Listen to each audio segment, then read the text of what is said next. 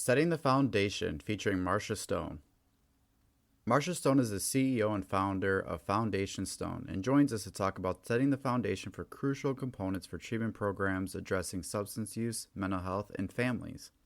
Learn about the transition into evidence-based treatment, substance use in relation to the workplace, the importance of a robust aftercare plan, and how to get an alumni group going. Our guest for this episode of Talking Addiction Recovery Podcast is Marsha Stone, who is the CEO and founder of Foundation Stone, a network of boutique-focused programs for individuals and their families struggling with mental health, substance use disorder, and co-occurring disorders across the U.S. As someone who knows firsthand what overcoming addiction is like, Marsha integrates her own experiences into providing the most effective and quality rehabilitative programming to those struggling with various disorders. Since 2011, Marsha has served as one of the few female CEOs in the recovery industry. Marsha is an expert on addiction recovery, intervention, family therapy, behavioral health, wellness, and ethics in treatment center management. She is highly recognized as a recovery speaker and respected leader in the addiction recovery field and holds a JD and is a licensed chemical dependency counselor in Texas. This is Talking Addiction and Recovery, the podcast talking, you guessed it, all about addiction and recovery. Join your host, licensed professional counselor Andrew J. Schreier, as he and his guests break down recovery topics with raw honesty, delving into niche conversations around the topics of substance abuse, mental health, and gambling. We intend to meet individuals where they are on their own personal journey of recovery, with dignity, respect, and compassion. We'll do more than talk addiction and recovery. We'll explore it. We're glad you've joined us. Here with today's episode, your host, Andrew Schreier.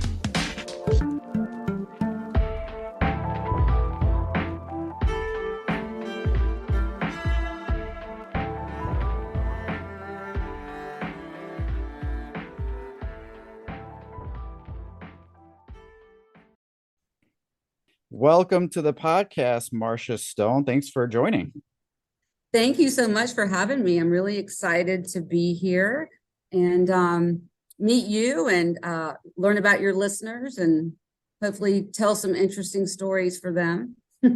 Yeah, I think this. So I had an idea for like an icebreaker to kind of get this conversation going. So I kind of I want you to like imagine we're at like a conference maybe, or we're attending some kind of networking event, maybe like a fundraiser, and all of a sudden like myself or like an audience listener gets the opportunity to meet you and asks, hey, what do you do? Like, how would you respond to that? I don't know if you saw on like social media or whatever, but the other day, Katy Perry was in a concert in Las Vegas and she brought Kim Kardashian and Kanye's daughter, North, up on the stage.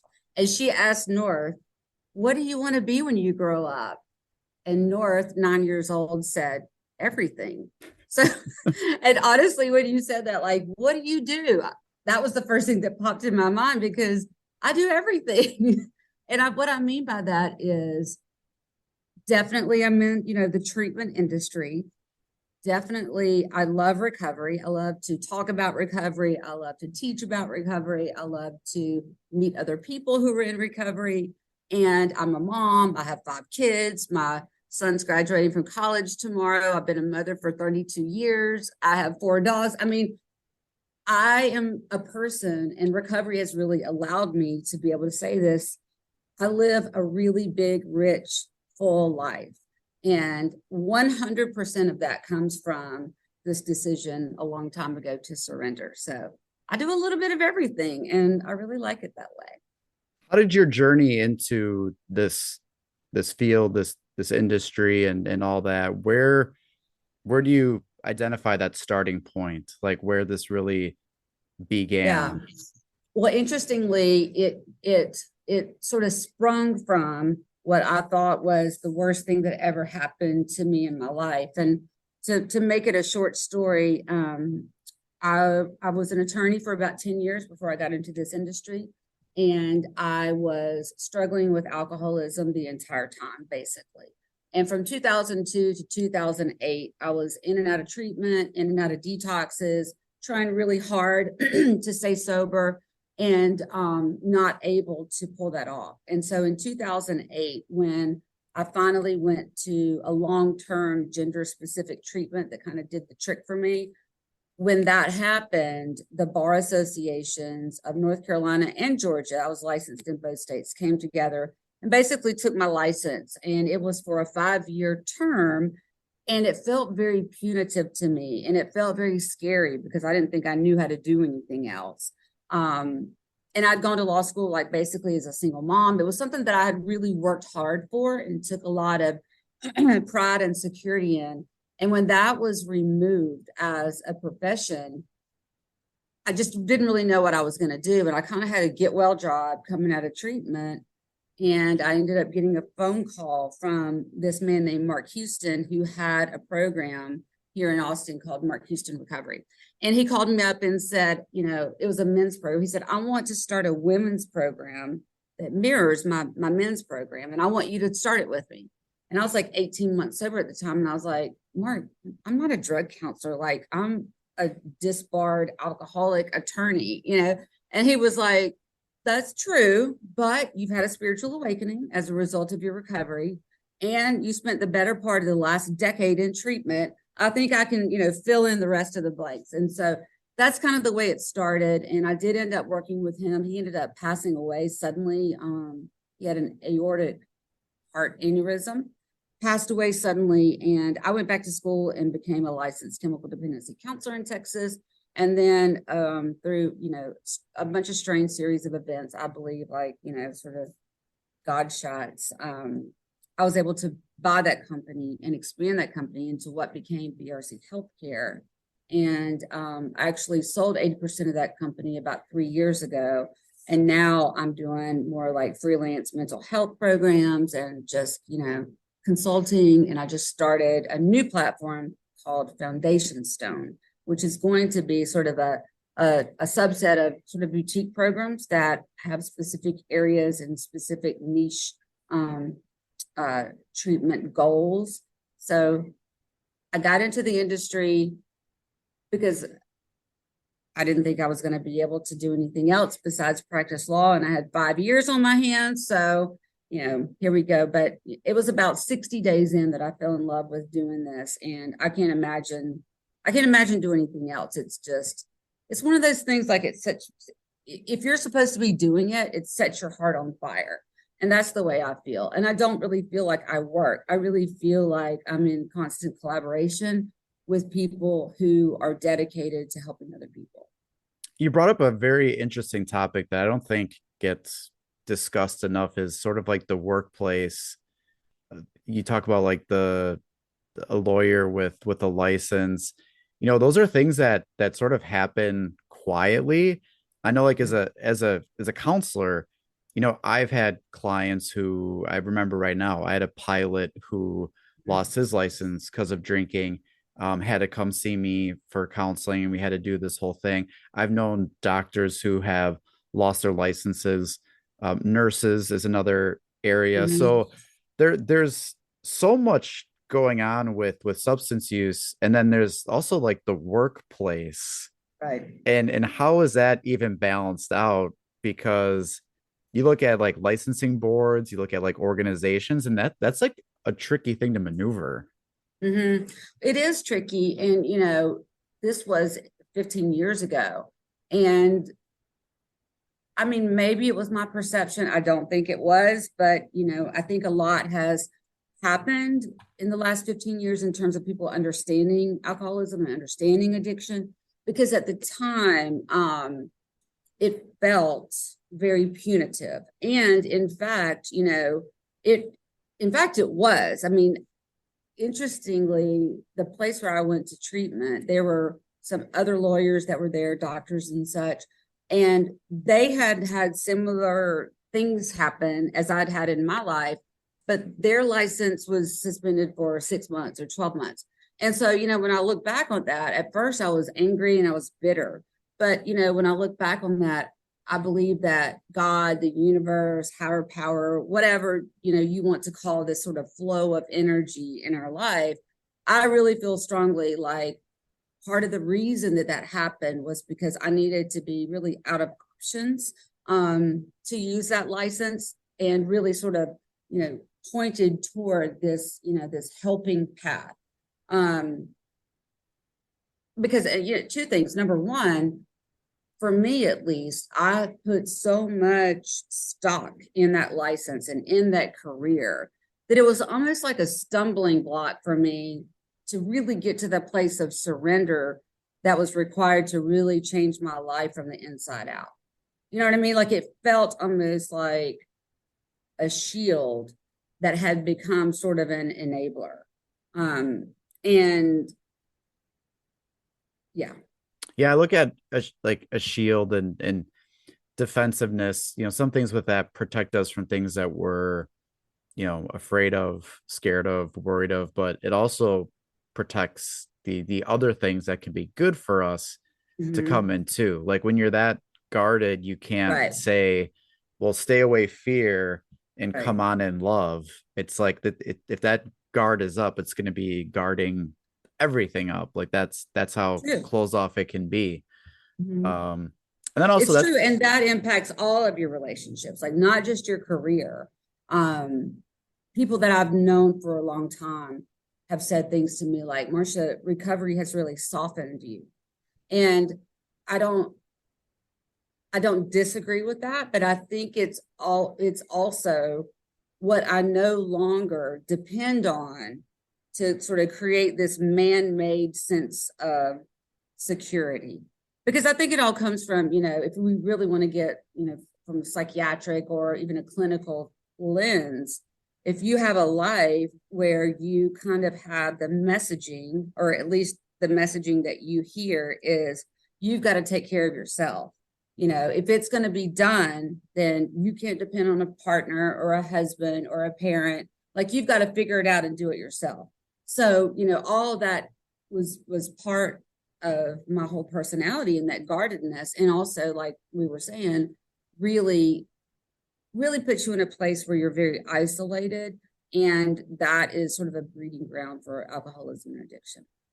Yeah, absolutely. And that concept too of like softer, it's like when you hold the shield, you think there's like strength in holding the shield, but really like letting go of it and being vulnerable, like that takes a lot of strength to then take all that in. You're no longer so, like, to me, I see a lot more of like strength and resilience that comes out of it versus like, well, now someone's softer. Like, there's more vulnerability, but that also creates opportunities for resiliency to develop and strengths to show. So yeah, I agree with that. And I do, I guess, a fair amount of talking to people like I'm talking to you, and in podcasts and speaking engagements and stuff like that. And I've had a lot of people say things to me like, how can you just get up there and talk about, leaving your children for 2 days because you were, on a bender or whatever it is? And I say, because, I've come to the place of full and honest reconciliation with, my past, and with, the powerlessness that I was experiencing and the behaviors that go along with that. And these days, every bit of, strength and resolve for me comes from this place of, I have no secrets. I have nothing to hide. I did a talk at the state capitol here in Texas, and on the front steps in Austin, and the news was there and everything else. And I was talking about being an alcoholic. And I was talking about, regrets that I had, things that happened.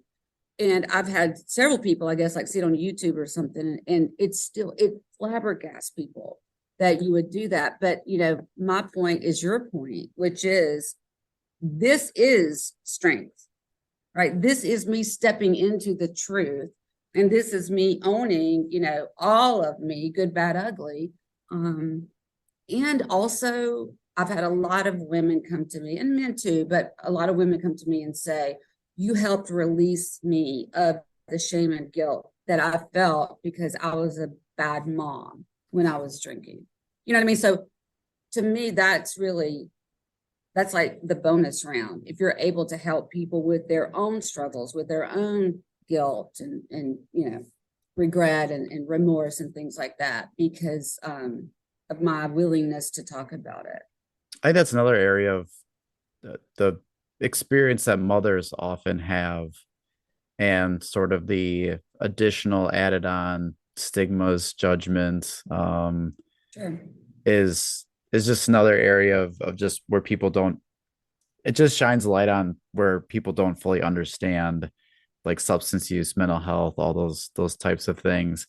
And Yeah. that's where you got into first with that. Is that the program then, the women's program, where you started Yeah. getting more into the actual like, Yes. now Yeah. I'm getting into this from like the treatment side and all that? Yeah. When I first started working for Mark, it wasn't like a licensed treatment center. It was more like they called it back then a 12-step immersion program. After I bought the company, we became licensed and, did more clinical and medical work on property. But at the time, really, it was just, sort of bare bones, tell it like it is recovery, you know what I mean?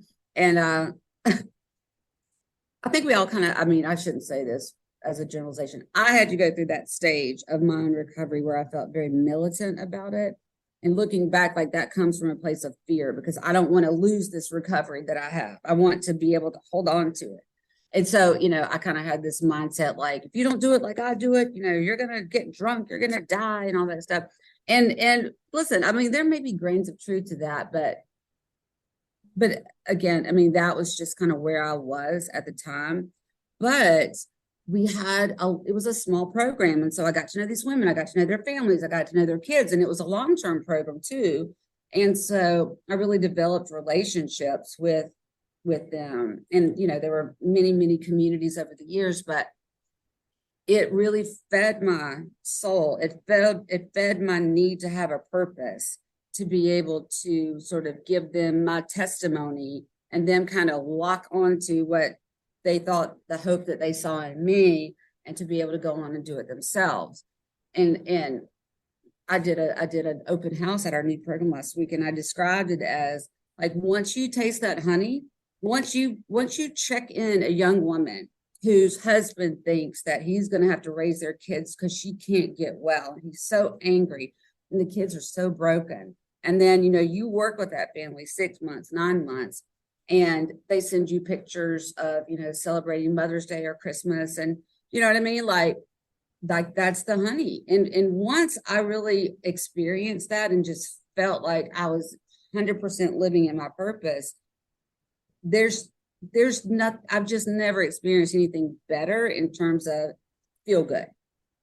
What drove you to wanting to take that to the next like step or transition into like treatment with then looking at like assessing and like evidence-based, like what was it that had that drive for you to want to take it to that level?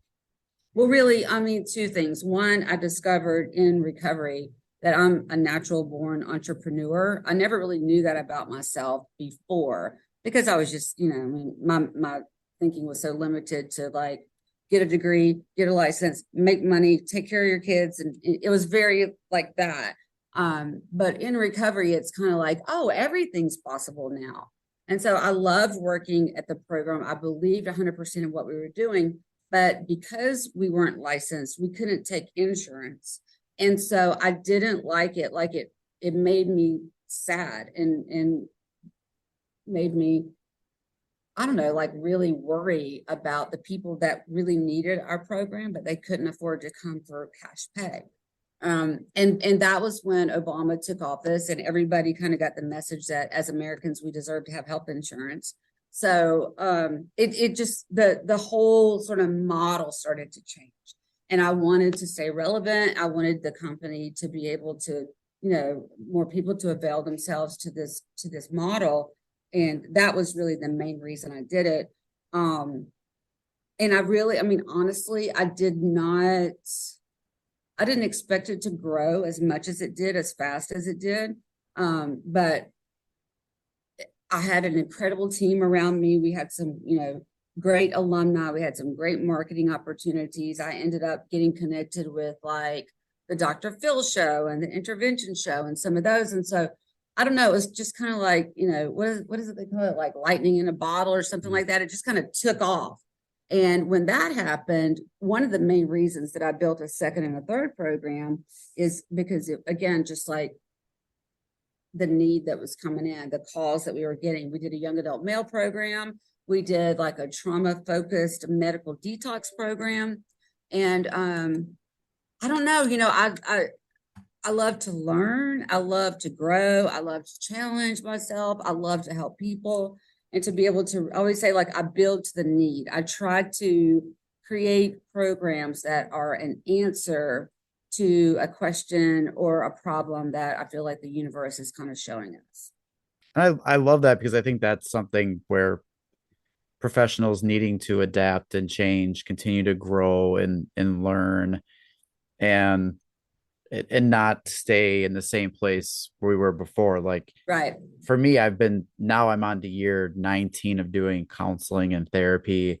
Like to think of like how things were when I first started Right. to where I am now. My biggest thing is I wish I could take what I know now Yeah. and go back and apply it to settings I worked in and clients that I Yeah. had where I was like, man, if I knew this back then, maybe this could have been a little different. But I think that's important for treatment providers to be able to do that and can't stay stuck in too much rigid, like this is the only way, Agree. it's going to be. So I'm really glad to hear that. And one thing I want to touch up with you on is the aftercare, because I've worked in group home, halfway house, residential treatment, and I know early on when they left was usually a very exciting time because someone like completed a program or they might have been like they graduated from it,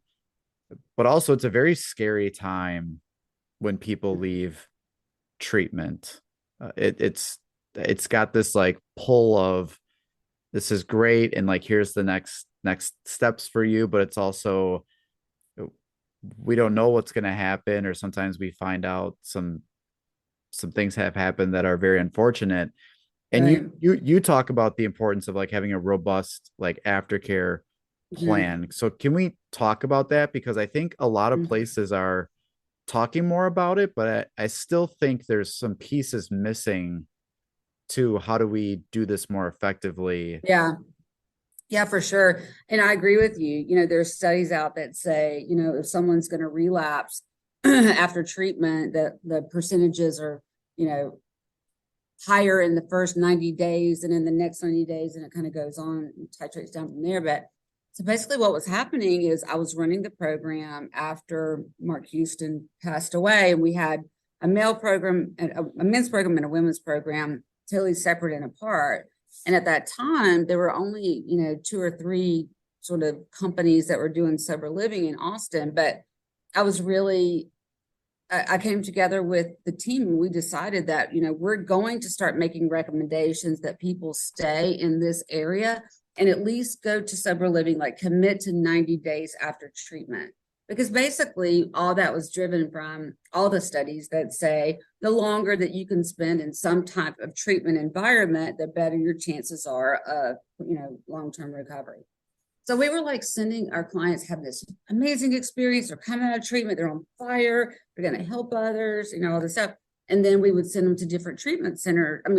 Sober livings around Austin, and they would lose touch with each other. They were in sober living with people that had gone to some other treatment center and they heard something different than what they heard. And it was just kind of confusing and kind of chaotic. And we couldn't, keep up with people because we were trying to have, an alumni meeting once a week on property. That was the goal. So after, I don't know, I can't remember now, honestly, like 6 to 9 months of kind of being frustrated about that. At the time we had what I call an angel investor. And I went to him and talked to him about, I had this idea that I wanted to buy a small apartment complex for men and one for women. If you think of like the old like Melrose Place where they all live in the little apartments and there's like a pool in the middle, Mm-hmm. So I had this idea that if we could do that, then it would create like a community that they were already familiar with because they'd gone to treatment with them, and it just sort of they matriculate, along the same lines.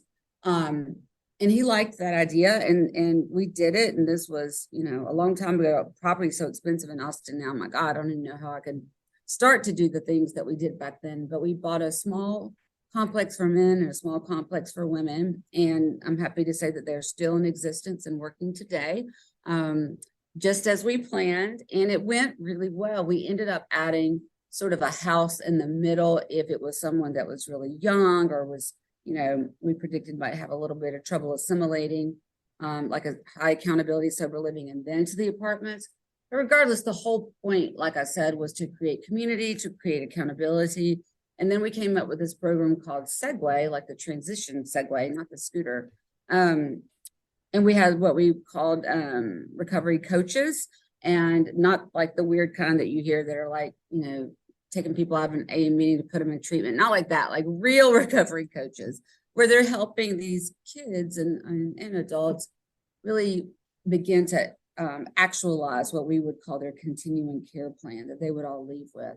So we just kind of created this 360-degree accountability, and we did it where people could really afford it. At that time, I think to live in the apartments was $1,000 a month, and the recovery coach was about the same amount. So like for $2,000, people would get community, they would get accountability, they would get supervision, they would get coaching. And most importantly, honestly, Andrew, the thing that I think helped the most is a common component of alcoholism and addiction that I've always heard people say, and that I can identify with as well, is a long-term feeling of, being separate from. Kind of that feeling like your first day of kindergarten or middle school, and you walk in and there's kids over there talking, and you feel like they've been best friends since they were 5 years old, and they don't want you to join them. You know what I mean? Like that type of really like self-absorption is what I would call it now. But it's painful, right? And so we're giving these people maybe the first experience they've ever had of having a tribe, having a place where they belong, feeling like they're important to that community. And when we did that, our like outcome rates just skyrocketed because of all the things that I just said: time, attention. Yeah. And you also mentioned alumni group, which I know a lot of people, it's one of those things that comes up here and there. Like someone randomly kind of brings up like, hey, do you have an alumni group, or do you try to do this? And it kind of like other things become more of a priority. And then all of a sudden, like time will go by and someone else will bring that up again. So I know like some people want to do like alumni groups, but I know it's not easy. Like it's a challenge. Do you know anything that really helps with that sort of thing to get a group like that started? Yes, we started the alumni program at BRC after I'd only been there like a year or two. And it was so important because it's almost like it provided an opportunity to sort of like touchstone, like what was an important place to you, or what was an important person to you. So we would have every Wednesday night at the facility, we would have alumni come out that were living in the sober living and participate in a weekly alumni group with current residents, right? So they can help the residents, and the residents can look at them and be like, oh, they're doing it. I think I can do this too. And one of the things I was the most proud of during the whole time I was running BRC was we would have an annual alumni reunion, and it would be like a full day of like, bouncy houses and face paintings, and everybody gets free t-shirts. We had like our alumni award ceremony. I would do this whole like 45-minute sort of thing about that. We called it the State of the Union, everything that's happened at BRC in the last year. And the last one that we had, and this was 2019, right before COVID. Yeah. We have like 600 people flying from all over the country. And it's almost like it would be analogous to like going to your college reunion. And they're so excited to be there. And I mean, I cried every year when we had that, just because I was like so grateful. And it really is like a living representation that the work that we're doing matters and it's helping. They come back with their kids, you know what I mean? I call them these BRC babies, excuse me, running around. And it was just like a real family feel. And I'm excited with this new program that I'm starting. I'll certainly implement some of the things that we did along the way. And if anyone's listening to this and they run a treatment center, or they own a treatment center, or even sober living or whatever, to have alumni involved is really important and really smart, because it's also like they've had an experience, they get to help others, all that stuff, but they're almost like a little, living ambassador to your program, right? So they're in their hometown talking about their experience, and you'd be surprised, like, how many phone calls I always get, like, my neighbor down the street said her son went there and got, that kind of thing. And so for a bunch of different reasons, it's important to pour energy into your alumni, because after all, that is the goal, right? The goal is to help people get back to a place where they're healthy and productive and happy and able to have relationships. Yeah, I really appreciate that, because I know it's something that gets brought up, talked about in the movement. It doesn't, there's usually so much focus on the people that are there and Yeah. that need the help, or the people that are coming in to help. But I also know, like, I do see providers and people valuing the, like the alumni or the aftercare type group, but Yeah. struggling with really how do we make this happen? How do we make Right. this work? So some of the things that you shared, I think, are going to be really helpful for people to just not just for like, not just think about it and we'll get back to it, but Yeah, because it's like concrete examples. yeah. Yeah. Another thing that we did, I'll just add this too. We had two employees, sometimes more, but always an alumni, a male alumni coordinator and a female alumni coordinator. And they would do like special stuff, like go over to the apartments, and the guys would like watch the Super Bowl, grill hot dogs in the courtyard and stuff like that. And, the girls would all go to like, paint the pottery night and just whatever they were interested in. But the alumni would continually, have different activities and stuff. And one of the most impressive things, honestly, was like once COVID came, they like pivoted so quick and they made it all virtual. So we did like virtual cooking classes by our chef. We did virtual yoga, with Zoom and, alumni meetings and everything. But just to continue to have that touch, that's what people really need, especially at the beginning, to continue to, progress. Early recovery is not a walk in the park. I mean, it's not, it's hard. And you're basically like dealing with all the fires that you started, you know what I mean? Like while trying to listen to your sponsor, whatever. It's just like everything's real dramatic the first couple of years, you know what I mean? I tell people, one of the things I talk about, depending on like the audience or the presentation I'm doing, is sometimes, I love counseling. I love therapy. It's what I've done, as a profession and passion for my career. And I can always give that why it's such a great thing. But I also know the reality of when someone starts their recovery and enters into treatment and therapy, that it is not all those There's amazing issues. things right away. Like now it's a time to like, open up to some things, be vulnerable, like Yeah. drop down the guardedness, as we talked about before. Yeah. It's not like all this stuff gets, it's like those commercials that you hear of how it sounds so nice and zen like, and it sounds amazing. But I also know like day one is not the greatest. Like and to realize that, but that's normal, right? Like For sometimes sure. someone sits down and, hey, this is your first day and now you're going to sit in a group and talk to people you've never met, or you're going to have to deal with your Don't be late. emotions. Yeah, you're going to have to deal with your emotions without Right. anything to numb, escape, or avoid. I mean, those are really challenging. And just to recognize the spot that someone's in right away, is it's not everything's going to be great and wonderful. And Right. Everyone's going to trust you right away. All those bills are going to go away.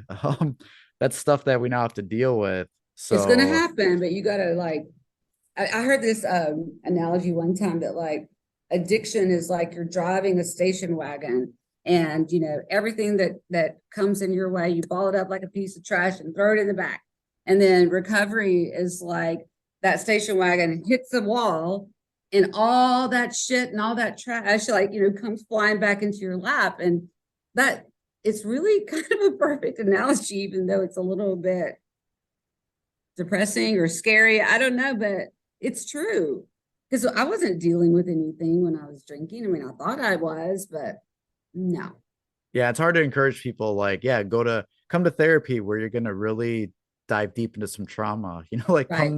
come to counseling where we can, It's gonna be yeah, fun. like so I do realize that that's, it's just not easy. It's not as simple as just not doing a substance or not doing a behavior. There's just so much that goes behind all that and into, the journey of, trying to improve quality of life and build relationships back up again and do all those things. So it's good to have that conversation that people know that we see that and we recognize that we don't Right. expect people to walk in and be like all smiles, like they just won something. Like it's Right. not going to be that It's exciting. hard. Well, and I think getting sober is probably the hardest thing that I've ever done in my life. Also the best and most rewarding. But I think that whether or not you believe in genetics or trauma or causal or not causal, whatever you believe is fine. But I think we can all agree that in some ways, alcohol and drugs were sort of the great anesthesia, right, of everything, good, bad, whatever. And when that happens for a long term, at least for me, it kind of became like my solution for life, because I didn't want to feel anymore. I didn't want to be sad. I didn't want to look at the problems in my relationship with my ex-husband or my kids or my job. And so, it becomes like a companion, a solution. And when it stops working and it becomes removed from your life, then all of a sudden, all those things that were sort of, put on rose-colored glasses through, a glass of Chardonnay or whatever, all of a sudden it's here and it's ugly, and I have no more crutch besides community, higher power, whatever, therapist, doctor, and trusted people that, you surround yourself with to try to make this gigantic life change. Yeah. Now I know we talked a little bit the new program foundation, like, so where is your journey heading now? Where are your sights set for Yeah. where are you moving towards? So, I told you that I sold 80% of my company, and I worked for a couple of years with sort of the, private equity people that were investing in it and growing it and stuff like that. And I actually learned a lot. I learned a lot about how people that are, experienced financial planners, whatever you want to say, how they really maximize efficiencies. And what I mean by that is to really utilize what you have within your own company. So when I was thinking about, I worked for them for 2 years. I took a year off trying to decide what I wanted to do. And I was reading some recovery literature one night, and I stumbled across the sentence that said, helping others is the foundation stone of recovery, basically. And really that just sort of set a light bulb on fire. And I mean, yes, my last name is Stone, and whatever. It's like, good coincidence as far as marketing, but I really wanted to create this new platform called Foundation Stone that was really dialed in to specific ways to help sort of underserved populations. So I went to some of my good friends and, sort of told them what my idea was. And some said, all right, let's do it. And some said, you're crazy. But I don't know if there's ever been like an individually owned and held private platform. But That's what we built, and that's what we're building. So we just opened our first, you understand what I mean? Like Foundation Stone is sort of the parent company, Foundation Stone family of programs. And Amend Wellness is the first program that we started here in Austin, and it is a primary mental health program. So what it's going to really dial in on is pretty sophisticated diagnostic work, and also equal shares to what can be called integrated medicine or functional medicine, which is using sort of, the wisdom of the ages to help people that are struggling with depression, anxiety, bipolar, personality disorders, learn how to understand their diagnosis, learn things that they can do to manage their diagnosis that aren't necessarily, conventional therapy or, psychiatry or prescriptions and stuff like that. Not that anything's wrong with that. We will be doing that too. But in addition to sort of those Western tried and true models, we're also going to be showing how, infrared sauna helps to deal with brain inflammation.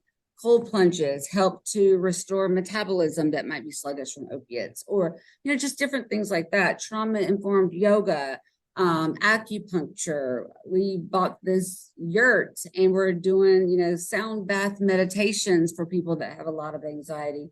So really just a way to dig deep and really dial in on what the genetic testing and all that, what the actual diagnosis should be, because a lot of times people get, quick and ready diagnosis after they've been in detox for 24 hours. And it's just, a label that skews you're for the rest of your life sometimes, which is really sad. So basically like a 4 to 6 week program where we're really dialing in on what an actual diagnosis is, what lifestyle choices can be looked at, maybe modified, and what we can add into their daily life to give them the confidence to really begin to take responsibility for whatever's going on, right? And so that's the first program, totally different than anything else I've ever done, which is what I was talking about. Like, I love to learn. I love to, be a student of new ways of thinking about things. So that's happening. And then I can't talk yet about the next program that we're opening, but it'll be in the summertime. And you text me or email me and I'll come back for part 2 and I'll tell you what's going on there. But I think we're going to end up at about 5 or 6 programs. I'm super excited about it. And also I created this so that the people that work in treatment have an opportunity to have some type of financial security. And so I've created this as like, employee owned company basically, because I think sometimes like teachers, counselors, the people that really have such a major impact on our life and on our world are often undervalued. And I wanted to, in my own little Marsha Stone way, I'm not, what's his name?